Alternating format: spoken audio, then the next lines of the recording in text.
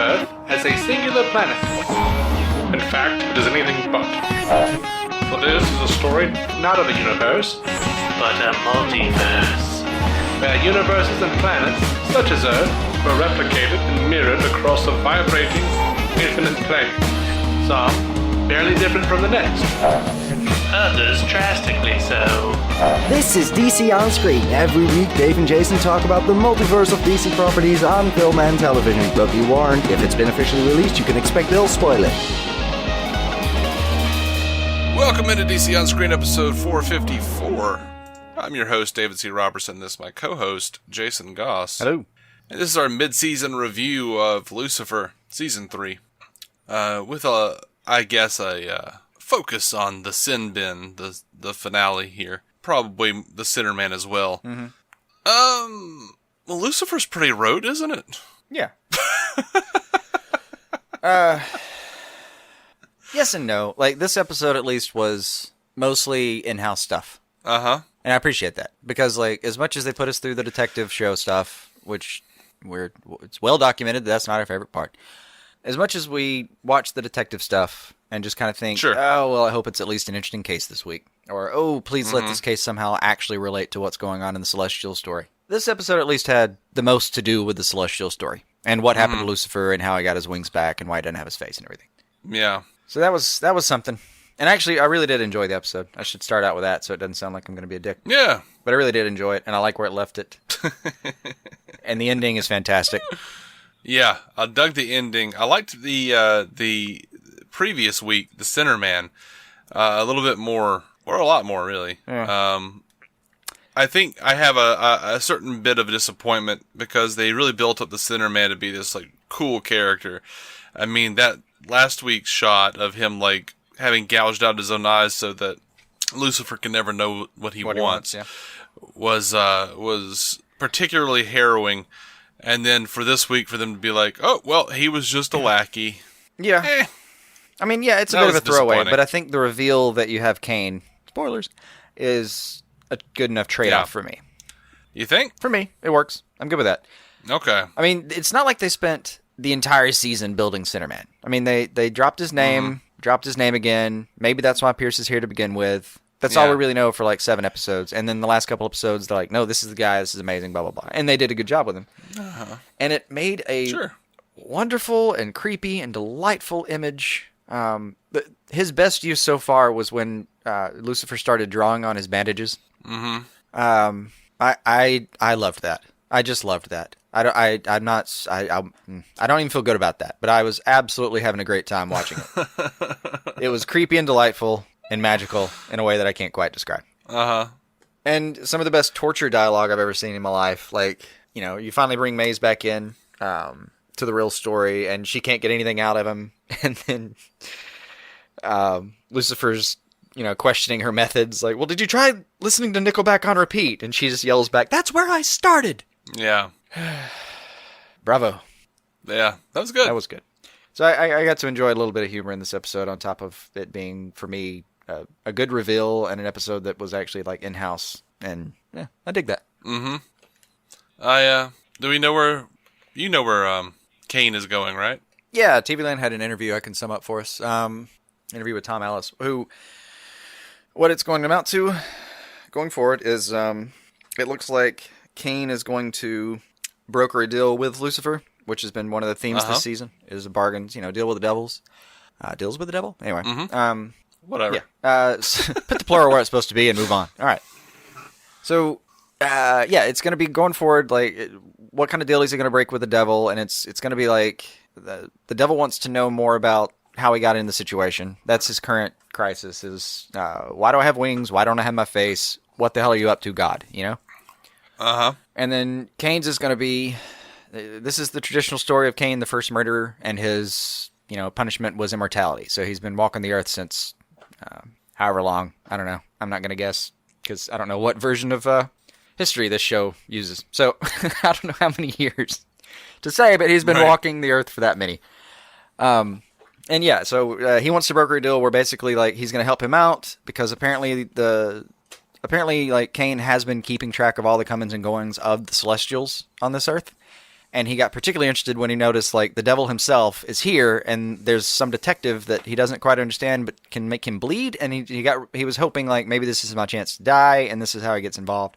So they're gonna have a little bit of a friendship, like a bromance coming up, where they're working together. Mm-hmm. I don't know how it's gonna parse out, but like, the first half of that season is kind of them working together. Of what's left in the season, it's supposed to be like them working together. In the second half, it hadn't been announced, really, or at least that wasn't in this interview. Yeah.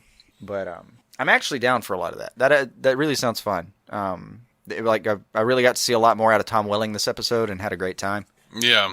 And I don't know. There was a part of me that was just like, I don't want you to be a bad guy at all. You're my Superman. Nah. He's doing well with this role. Yeah, he is. He's doing well. But you know, I know. him as There's a part of your heart though that's just like, no, we'll just be innocent. It's amazing. Yeah. That's the part of me that's wrong with society that makes people typecast actors. Yeah. It's not a part you're proud of, but you know, you got to understand you got to understand your own humanity. Yeah. Now, how much did you appreciate it as much as I did? Is really, I guess, how I should phrase that.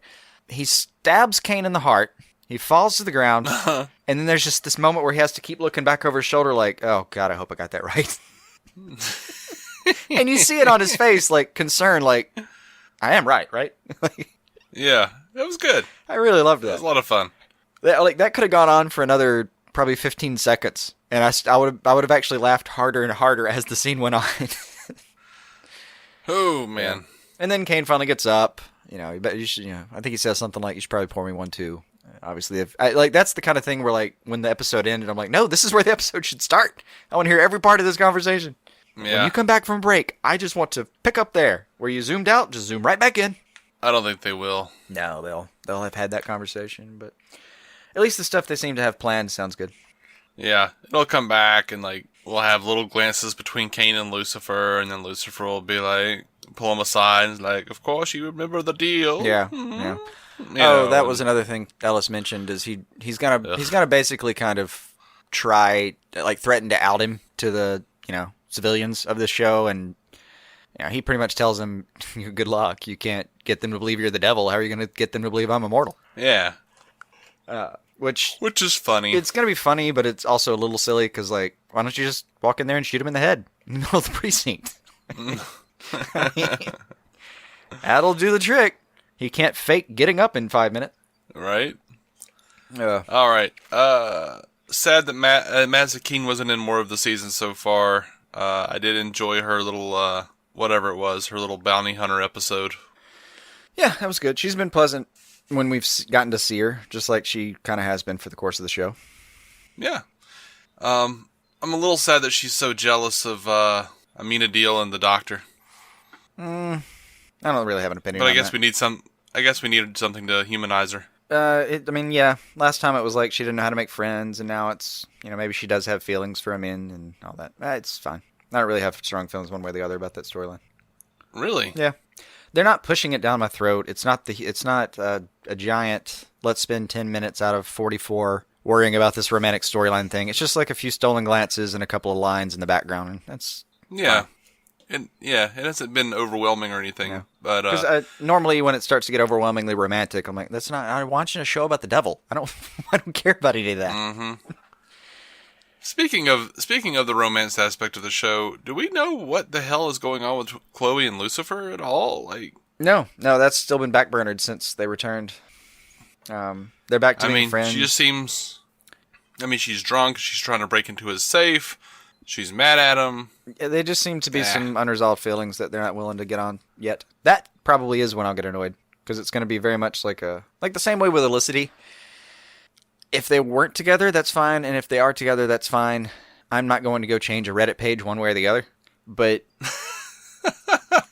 yeah, if you're going to do it, and if you're not going to do it, let's stop talking about it. That's it.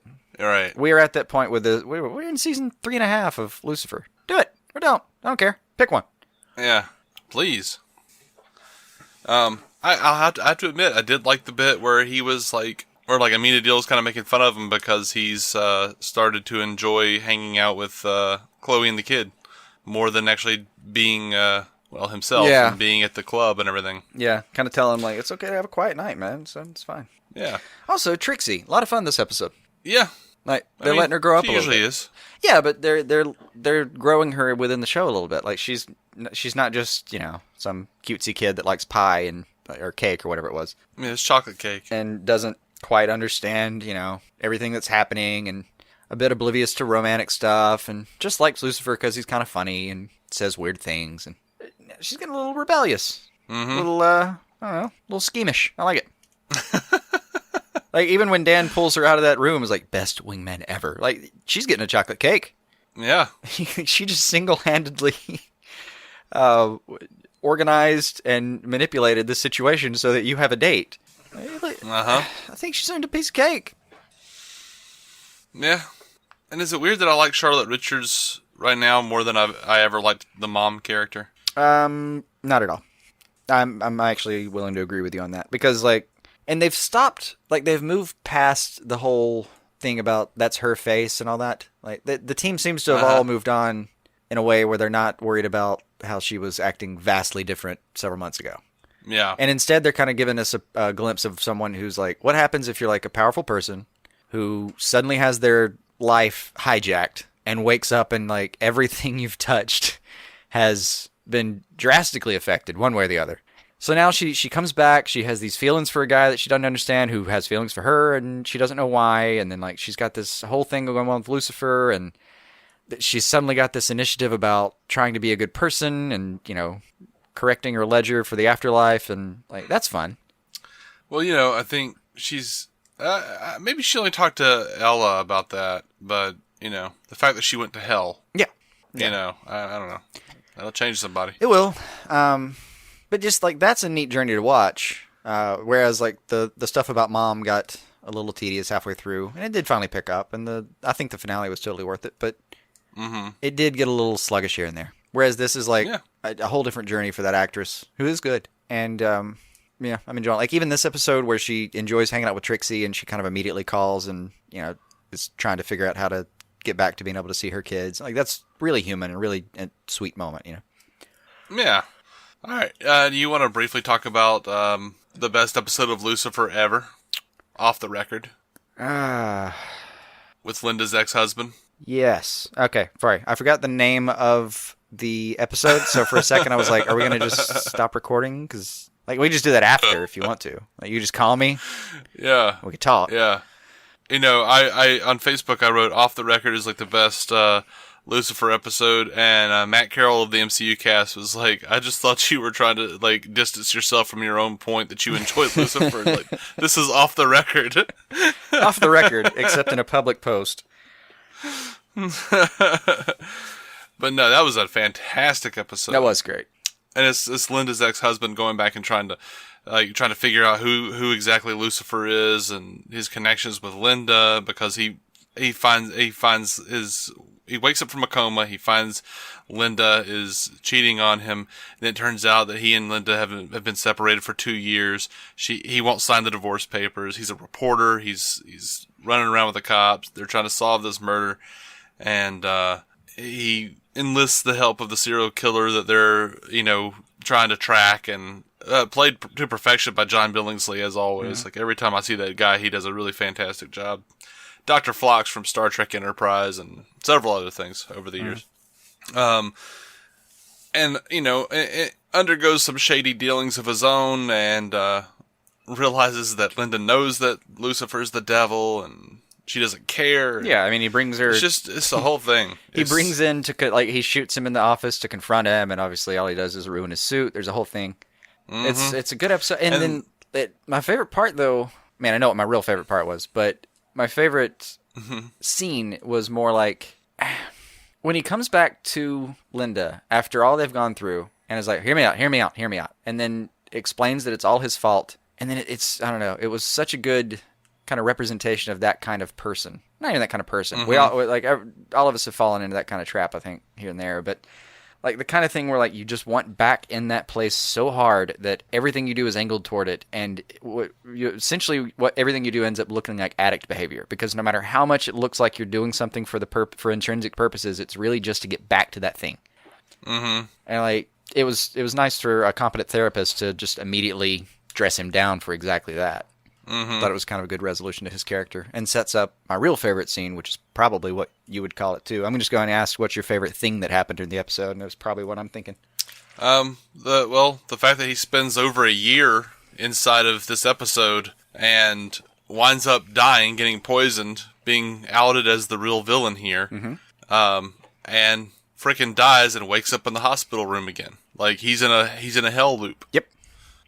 And that's pretty fantastic. And beyond that, it's Lucifer's explanation to him about there's not really a gatekeeper. You could leave any time, but no one ever does. Yeah, because their guilt keeps them there. That was one of the coolest revelations of the Celestial stuff so far on the show for me. Yeah, and the episode itself was like, it was a freaking Twilight Zone episode, man. It was fantastic. Yeah. It was so good. It was like they put all of their effort of 3 seasons into that episode. And they mustered that. Yeah, it was good. And I actually wondered, like, looking back, because it has a bottle-ish aspect to it, I kind of wondered, and they're not dealing, I mean, Linda's not super in mourning about her husband. I guess they could have, I don't know where that fits in exactly in the timeline, but, yeah, it just seems like that, is that one of maybe the 4 episodes that was a contained episode that they could just throw in? I think so. I mean, we're going to end up guessing. They're not going to say, hey, this is one of the ones and throw it on the air. So right now, I'm guessing that's one of them. But it was a good one. The way it's shot, it looks like all of the Amenadiel and Linda and Mazikeen stuff, Mazikeen dealing with that, has sort of been probably like shot on the side and inserted into episodes where they needed it. That's what it feels like. It could be done that way. Just to keep some sort of, we're gonna at least some measure of continuity. Yeah, we can at least nominate this episode for probably one of those episodes. Yeah. Which, if that's true, and this was one of the bottle episodes that I was dreading, touche. Touche. Fantastic episode. Wish more of them should be like that, I think. But I think I don't have much more. I'm mildly interested to see what happens with Cain.